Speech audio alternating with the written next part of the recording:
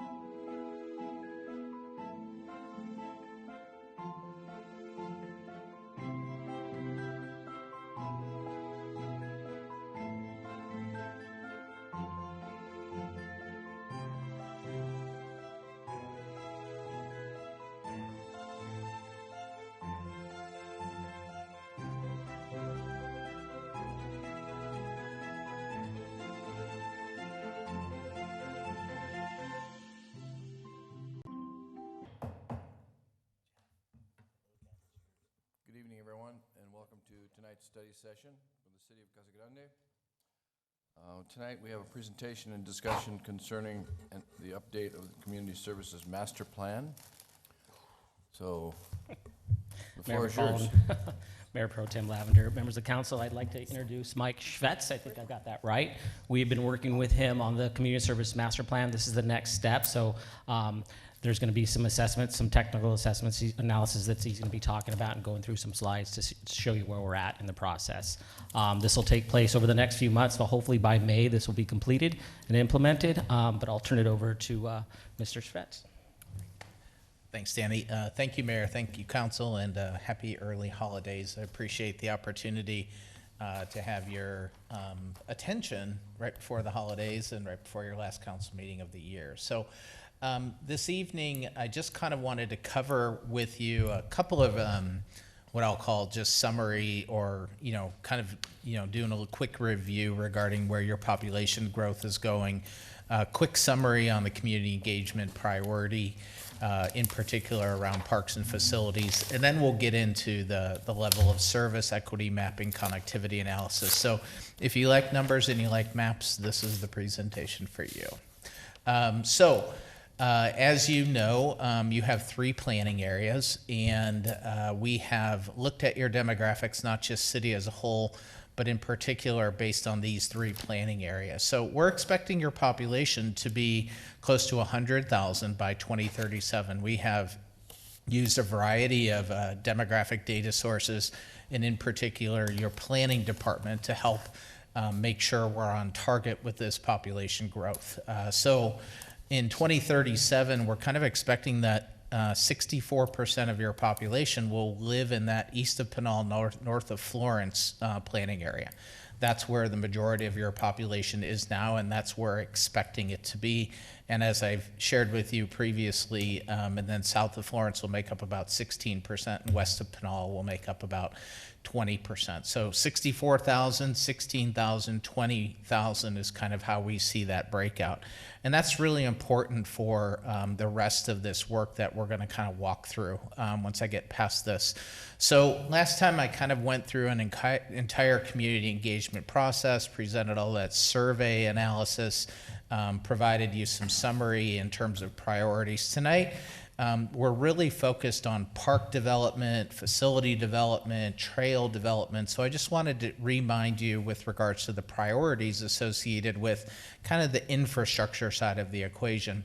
So just as you can see, kind of the first 3, 4, 5 are really tied to trails and walking for exercise and biking and so on and so forth.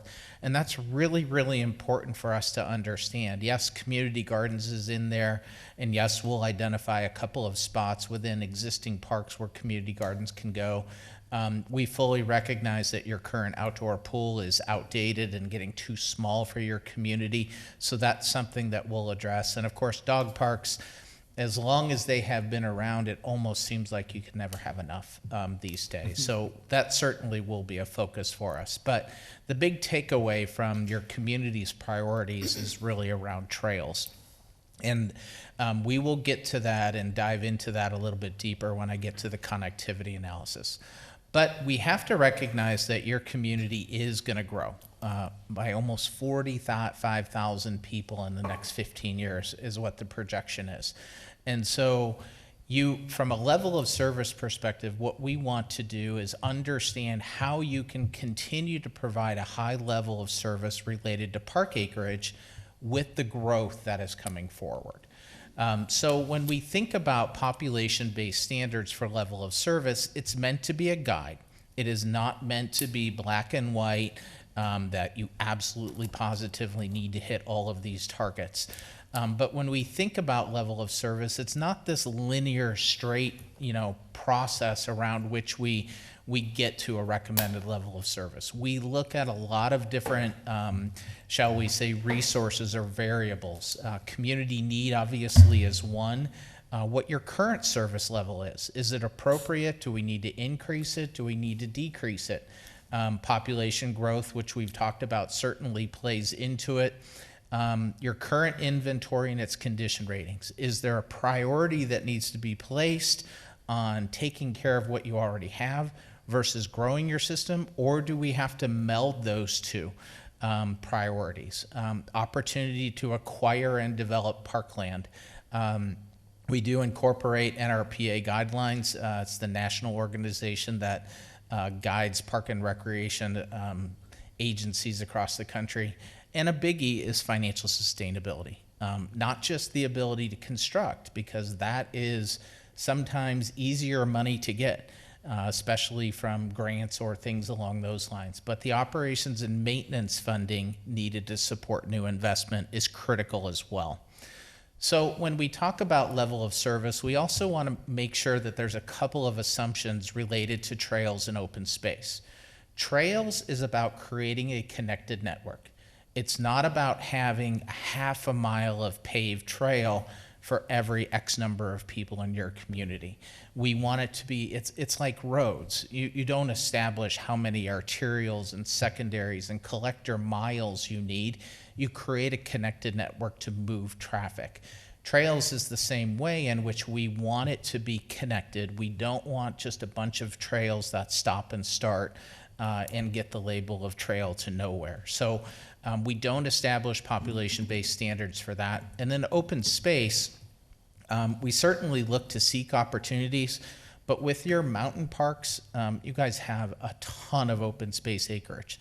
This is not to say that in the future, likely beyond this planning horizon, which is 10 years, that you wouldn't find opportunities to acquire and preserve open space, but we're not going to put a number on that. It's really about opportunity and how that has an impact on other land uses in and around specific areas. So those are two assumptions we want to make clear. So when we talk about your current park acreage, we need to recognize that you have right now 692, almost 693 acres of developed parkland. That provides your community 12.34 acres of developed parks per 1,000 in your community. The national average is 9.9. For communities of your size, it's right around 10 acres per 1,000.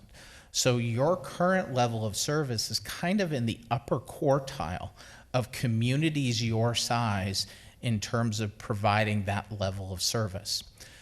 But we also have to take into consideration that your community, like most communities in Arizona, have adopted kind of this, development pays for itself philosophy going forward.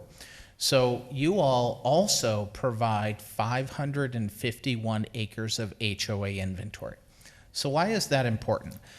It falls in what we call a neighborhood park classification. So if you think about a neighborhood park, it's typically smaller in size, has a playground, maybe a gazebo or a shelter, some open space area, some basketball courts, and so on and so forth. You are providing that level of inventory in above and beyond what you're providing as a community. So when we add up the total developed park acreage, it's right around 1,200 acres total, which equates to 22.16 acres of developed parkland. So you could probably see where this is going, that we're not going to be in the business of making a ton of recommendations for you to acquire new parkland. And there's another reason behind that. Let's talk about need first. So if we create a recommended level of service that is slightly lower than what you're currently providing, that also takes into account the development community certainly providing neighborhood parks, the grand total of new park acres needed in the next 15 years is almost 650 acres. But your responsibility to that is 279. Your responsibility is going to be in that big park category, that community park and regional park. We have really put the burden on the HOA and the development community to continue to develop neighborhood parks. You do have some opportunity around Elliott Park to expand that, and so we do look at that 2 acres as your opportunity to develop and kind of meet your requirement to that 2037 standard. In terms of future park development opportunities, so as I mentioned, this is land that you currently already own but is undeveloped. So as I mentioned, the Elliott Park expansion, 1+ to 2 acres. Dave White, there's approximately 130 acres adjacent to that park. Vacant land south of the recreation center, it's about 12 acres. And then Paul Mason, Ed Hooper also has another 143 acres. So again, if you add all these up, we're above that 279 in terms of your ability to continue to meet the level of service that you have right now. So this kind of shows that, you know, you've got an additional 286 acres that is planned but not yet developed. Take that forward in terms of how does that meet need. If you were to develop all of that park acreage, you can see in that yellow column, those yellow columns in the middle there, that basically the responsibility of you meeting future park acreage needs for your community, you'll be able to satisfy that 100% with land that you own. And you'll still be well above your, you know, that national median of 10 acres per 1,000 for communities of your size. The other thing I would like to point out is that as your community grows, typically larger communities start to provide less acres per 1,000. So not only are you above and beyond where you're at with today's population, but you'll likely be above and beyond that based on communities of your size in the future. So, as I mentioned earlier, we're not going to be looking in the business of adding or acquiring, spending money to acquire park acres over the next 15 years. It's really going to be about trying to develop that park acreage more fully that you have right now. So equity mapping kind of tells a different story. It starts to tell you, takes that level of service standard and starts to map it to show how equitable your distribution of park acres is. We want to make sure that you're trying to do the best you can to serve everybody within kind of a geographical area. So I won't read all of this, but basically, long story short, is that the larger a park is, typically the larger the service area is, so long as the density of population around that service area is not crazy. And so the idea here is to understand how well your current parks are doing in terms of serving your community geographically. So you can look at, and I know this looks like you're not serving a lot of your community, but I think we also know that we know typically where your population is. And your neighborhood parks give you a really good understanding of that. So this map here, you have a kind of a zoning map layer underneath it. So you've got a lot of purple and some red, which of course is not where people live. So you typically aren't necessarily looking to provide a bunch of parks in those areas.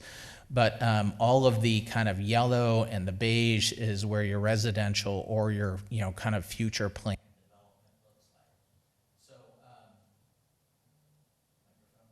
Mic went out, Larry. The battery gone.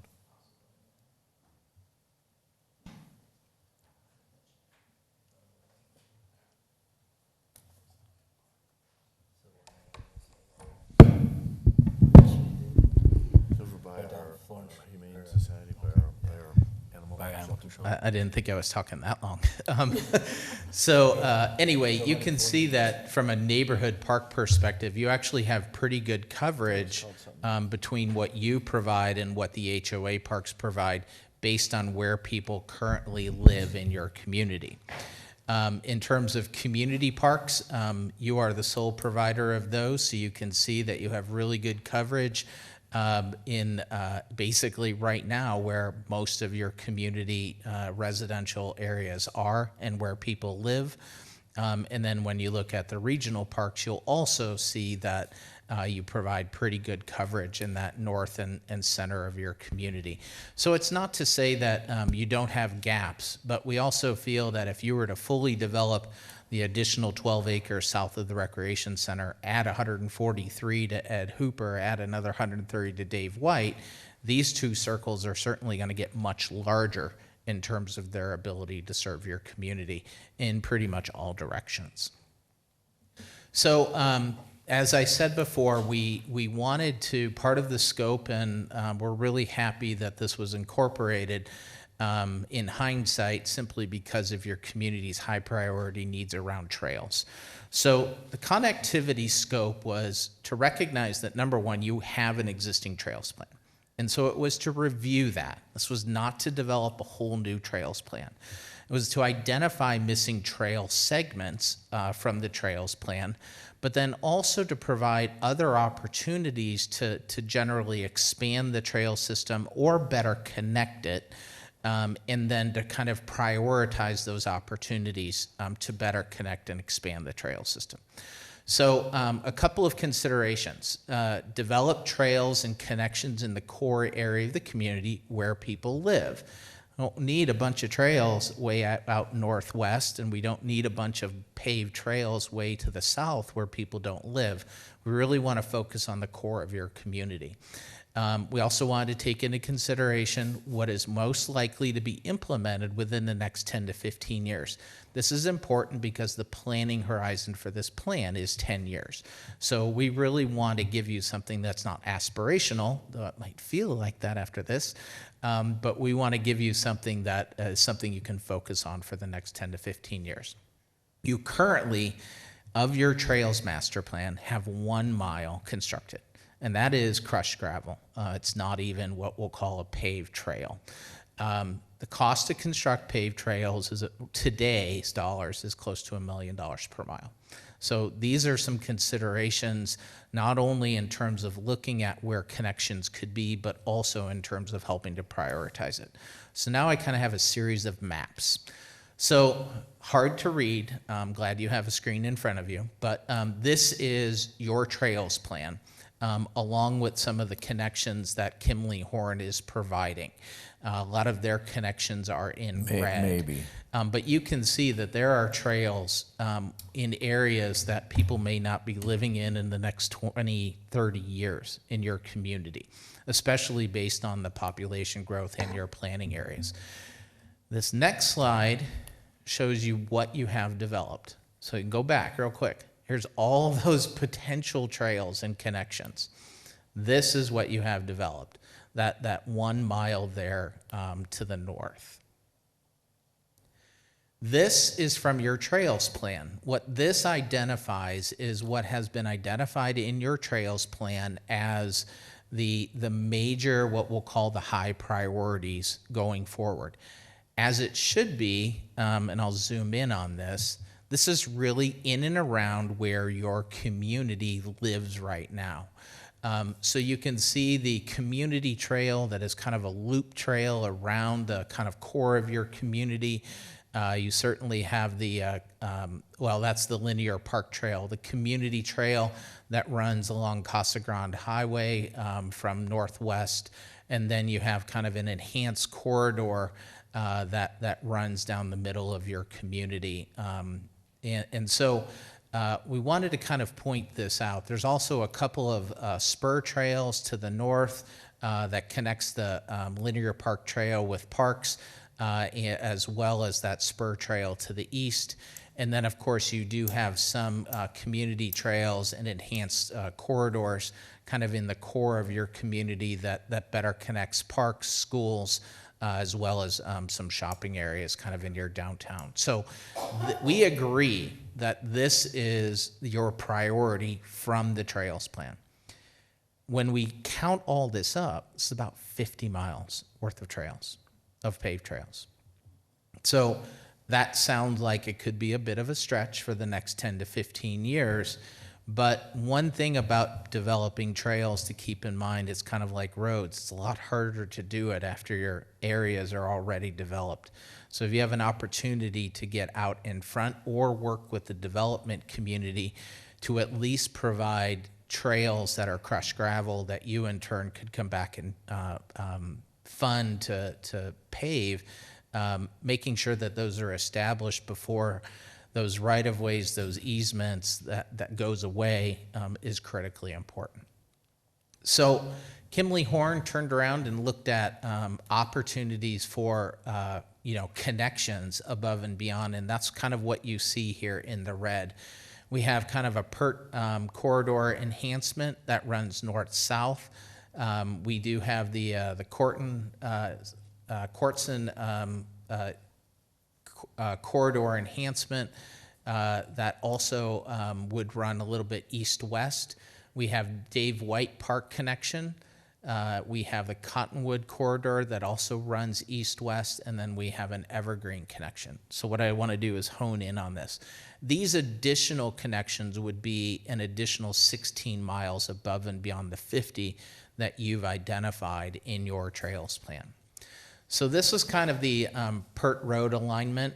It does provide north-south connection for residential areas to the linear park, trail that surrounds your community, the recreation center, some community parks along the way, schools, downtown, and shopping area.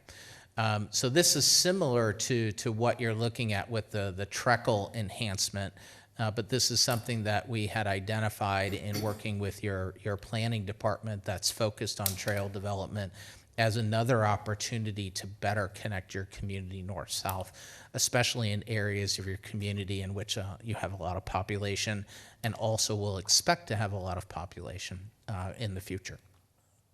In terms of connection number 2, it's the Kortzen Road alignment. It provides east-west connection from the recreation center to schools to Dave White, as well as other planned trails that are associated with your trail plan. Connection number 3 is kind of the Dave White Regional Park connection. It actually runs through Dave White Park, and it kind of will connect, not to confuse anybody, but it'll connect what's identified on your trails plan, the T30 community trail to ST5, which is that little spur connector that runs off of your community or your linear park trail, and then of course LP1. Fourth of 5 is the Cottonwood lane alignment.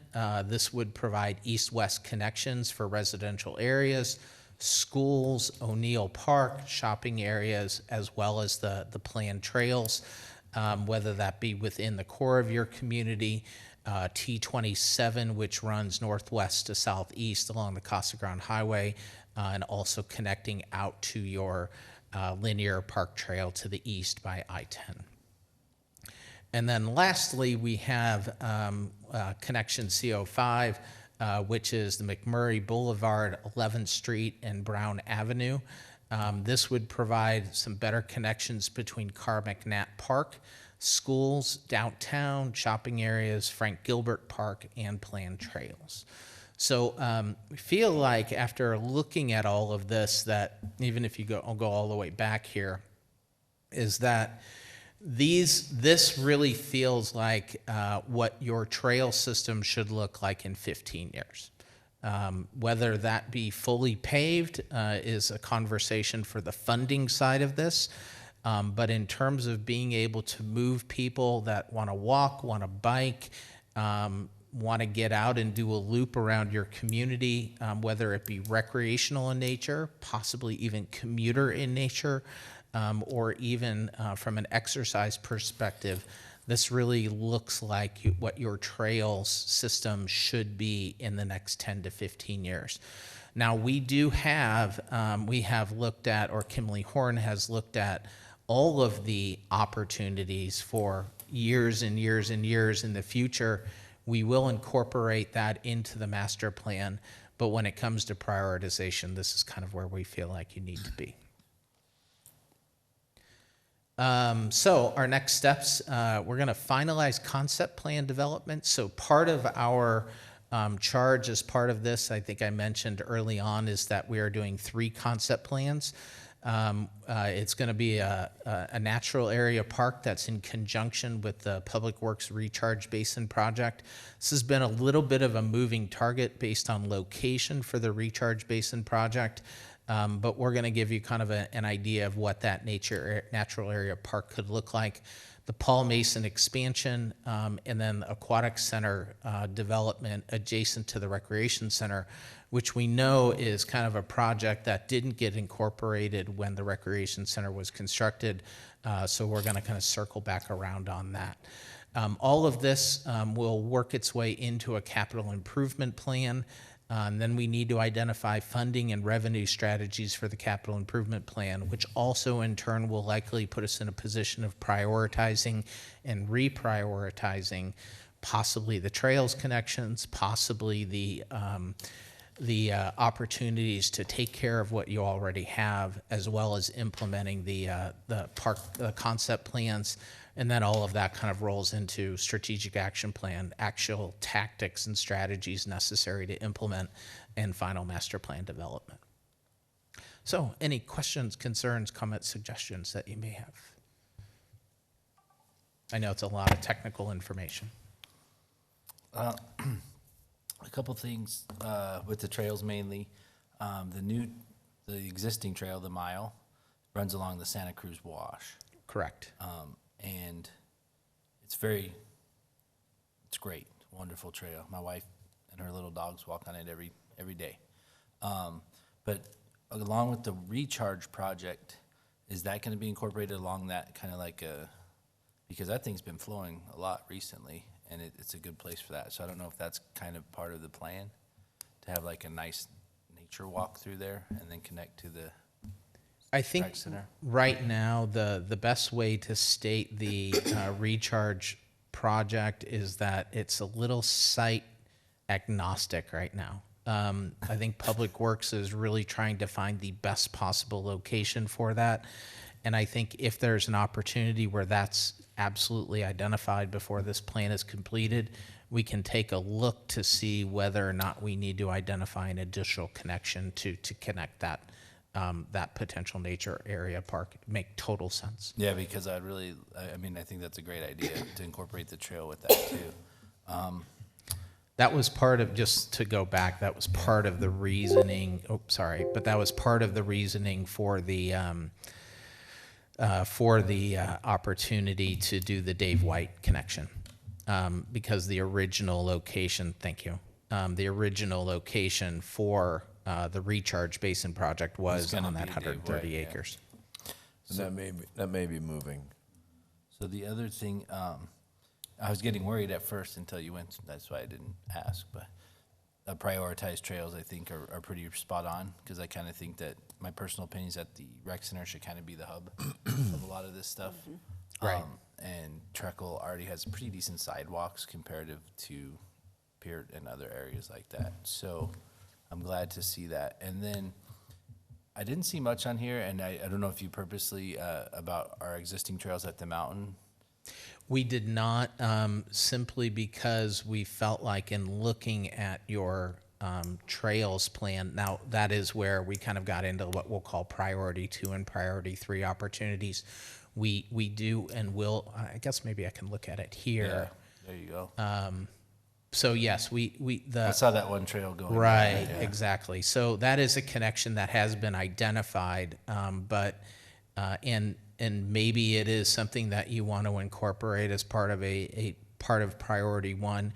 We've identified it as priority 2 right now, just simply because of the magnitude of trails that you have the opportunity. Yeah. No, more importantly, I just wanted to make sure we have those trails in our existing inventory so that people know. Correct. You know, that we do already have, because we put a lot of work and got a lot of great help from the Job Corps?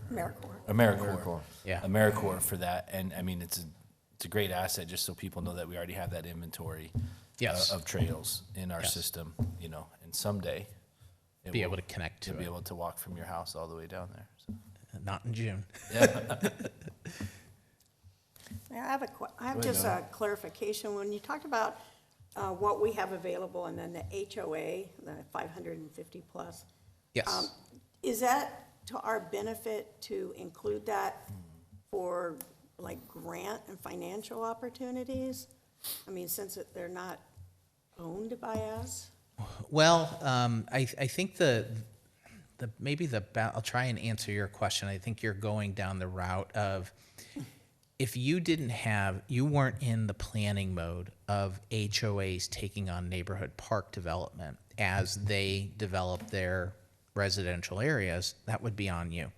So it's why you currently have almost 50 acres of neighborhood park, because those were constructed before you've kind of moved with the new planning model. Not relatively new, but a newer planning model, given the history of the community, where you have had the development community contribute that neighborhood park acreage. So you are not going to be in the business of developing neighborhood parks in the future. You're going to be in the business of building community parks and regional parks. Best way to, as I said earlier, a neighborhood park is meant to serve a small geographical area, and typically they're meant to serve a small geographical area that's made up of a bunch of homes and rooftops. So the neighborhood parks taking that on, or the development community taking on neighborhood parks, makes perfect sense.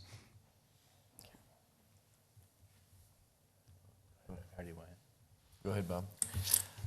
I think all this is well and good. I don't have any comments really about it or questions, but I do want to tag on to what Matt said about the Santa Cruz wash. And I'm a little disappointed that our quote-unquote community services master plan is not focusing on that wash. It runs right through the middle of our town. As Matt said, there's water flowing in it often during the year. There's a lot of trees, foliage along that wash. There's wildlife, birds, snakes. Bob, that whole northern branch, that's all along the Santa Cruz. Well, I know on the map, the one that's marked EX, that's the new section of Yeah. trail? That's the And existing, And yes. that's on the Santa Cruz. Okay. And I guess, Mayor, what I'm suggesting is that we need, as a city, we need to reach out and hang on to that area. I think my fear is that someday development will eventually replace it with a cement culvert. And that would be a shame. It's really a pretty area that is, I think, natural. I mean, maybe it's a result of farming irrigation. It's a natural wash. It's actually controlled by the federal government.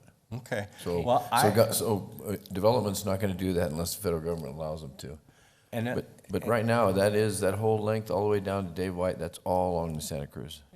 So, Okay. Councilmember Huddleston, I'm assuming you're referring to Truckle all the way to Thornton Road, that green line right there, right? Yes. So Yes. right now, we started the project of extending that current trail from Truckle to Pinal Avenue. Unfortunately, because of the developer that sits right north of there, will no longer be excavating that area. They were actually gonna excavate it and put homes in there, and now it's been postponed for about 1.5 to 2 years. So if we put a trail there right now, they would just come back and tear it out anyway.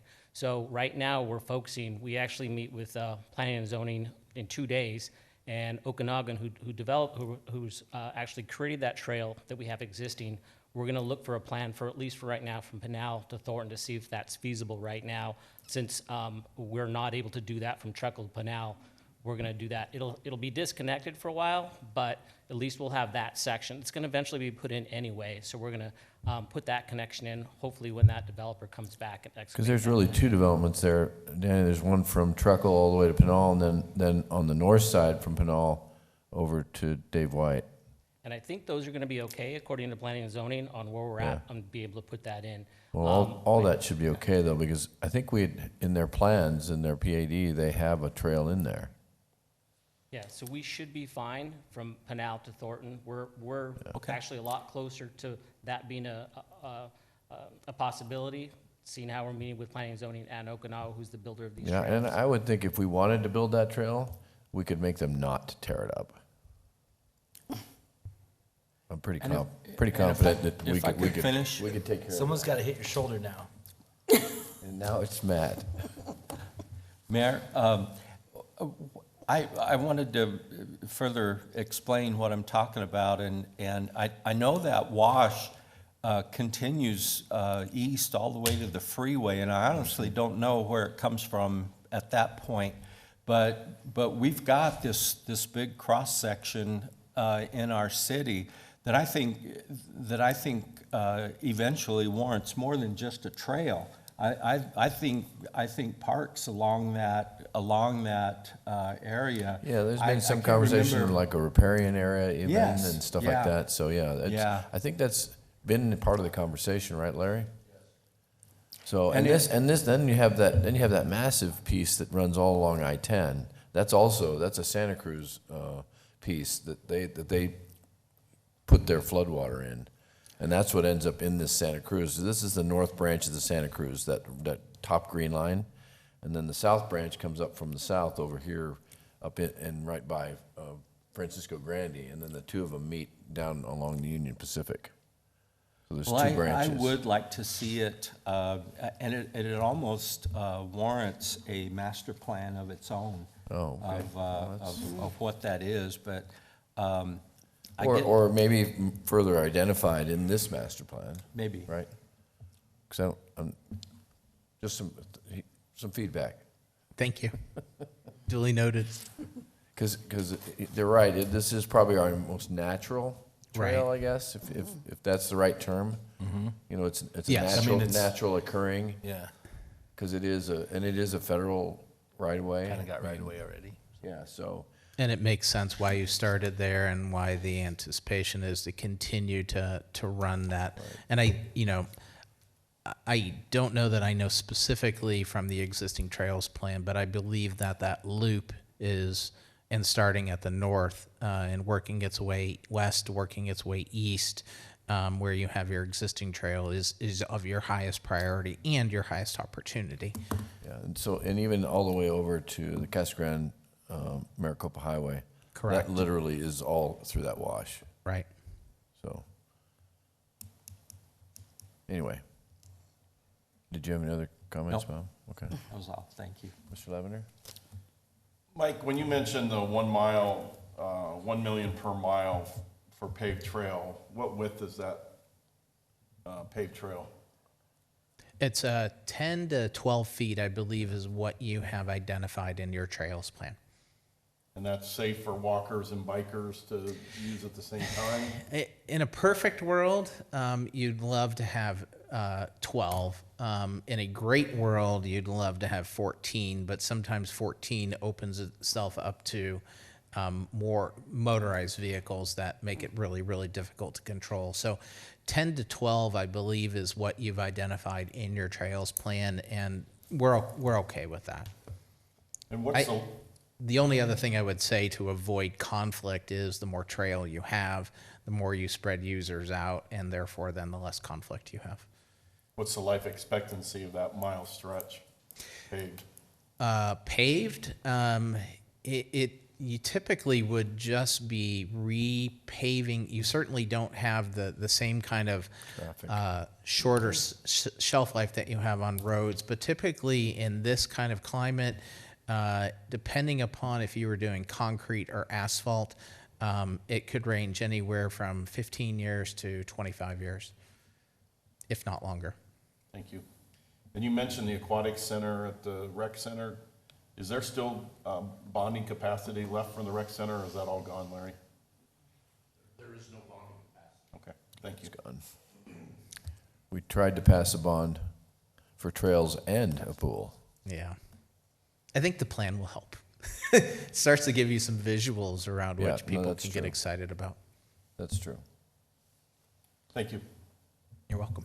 Go ahead, Matt. Okay, so thank you, Councilman Huddleston, for bringing up how important that Santa Cruz. I agree with you on making that more than just a trail at some point where there's opportunity.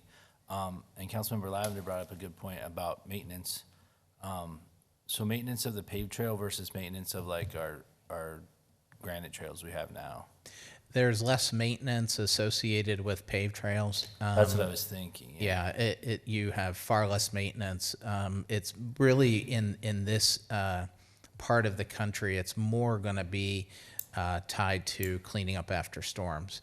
A typical in an area that has a bunch of trees and you got to worry about, overhead clearance with bikes and so on and so forth, you can run 10 to 15,000 a mile operational costs. But here, because you don't have a lot of you don't have shoulder mowing to worry about, you don't have a lot of tree clearance, the cost to manage and maintain your mile is really going to fluctuate based on how much rain you get and how much runoff you get over top of those trails. Okay, and then the pool's important as well, but the parks. So the HOA parks versus community parks, and I understand that. But so you talked about like south of Florence Boulevard. Well, it's pretty built out already, so there's not going to be that much more opportunity for HOA parks. So when you're checking all this stuff, on the existing neighborhoods, is that ratio proper? Because, on the part you're talking about, north of Florence in between Pinal and the freeway where you said the population is going to be, that's probably going to be predominantly HOA neighborhoods, so the parks are going to come. Correct. With that building. But on the south of Florence Boulevard and west of Pinal, and even down there. So I'm just wondering if we need to identify what vacant land is left, or if we're good. I know you said Elliott Park, we've got a couple more acres down there we can develop. You do, and I wish I would have incorporated this into the, sorry, I'm going the wrong direction. Because I think, here. What I'm saying is like the newer neighborhood, that when they're building these new ones, the park acreage is kind of going to take care of itself. Correct. Yeah. Well, from a neighborhood park perspective, Yes. I think the thing that's what we're talking about as a neighborhood. Yeah, the parks. neighborhood park will take care of itself. The community parks, you have pretty good coverage, and I think the thing to look at this is that we're not necessarily saying that you need complete coverage for neighborhood parks, and then you need complete coverage for community parks, and you need complete coverage for regional parks. But the one thing with the regional parks, if you're talking about adding 130 acres to Dave White, that circle is going to get a lot bigger in terms of accessibility. And you're adding 143 acres to, Paul Mason, Ed Hooper, that circle is going to get a lot bigger. I think you have significant opportunity with that kind of land to build some really signature parks that you end up with Dave White, Carr McNatt, Paul Mason as some really large signature parks that can hold a lot of amenities. The point about these larger parks is that they're not meant to walk to, because typically you're taking sporting equipment, you're taking fishing rods, tennis rackets, pickleball. You know that you're going to drive to it, but you also know that you might have an opportunity to bike to it as well. And so understanding how and these parks are going to develop further, as well as the 12 acres, south of the recreation center, and then correlating that back to the trail development creates that kind of multimodal accessibility. Even if somebody just wants to go to the park and not have to take sporting equipment or that kind of stuff with you.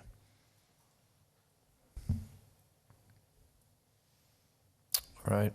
And like Bob, I really don't have anything to add to it. I like the plan. I've always liked the plan. I just think we need to figure out a way to expedite it. Yeah. So a mile a year is not acceptable. No. It's way too slow. So, but we have to find the money. So I know that too. So anyway, thank you. Thank you for, no other comments or questions, then appreciate it. Appreciate the presentation. Danny, did you have anything you wanted to add, or? Okay. All right, and the timing you said, spring? Yeah, we'll be back in front of you a couple more times. I want to say somewhere in probably March with the concept plans, capital improvement, and then May for adoption. And all of that will hopefully prioritize itself when we talk capital improvements in March and funding. All right, well, and think about what Bob said about the wash. That may be something to identify as a special section of that. I think what we can do in listening to the council member, I think what we can do is instead of just prioritizing that entire 50 miles, that we start to prioritize that, break that 50 miles up in Okay. terms of what that, where you start, where you finish, kind of. And I think that was kind of the approach. plan with the first mile that we built. The thought was to go to the east and possibly go to the west, and we can connect at least a couple of communities that way as well. Yeah, I believe, and I would have to double check, but I believe that you were eventually wanted to run that entire east-west connection, basically from the 10 to Dave White. And then I believe the idea was to kind of start down along, start heading south in both directions. Right. So that you could connect that, the community trail on Casa Grande Highway, as well as then come back around and connect it on the east side as well. I think Okay. the southern part of that community trail was expected to be a lower priority. Okay. Thank you. You're welcome. Thank you. Happy holidays. Thank you. Same to you. All right, we'll stand adjourned until 7 o'clock. Nothing.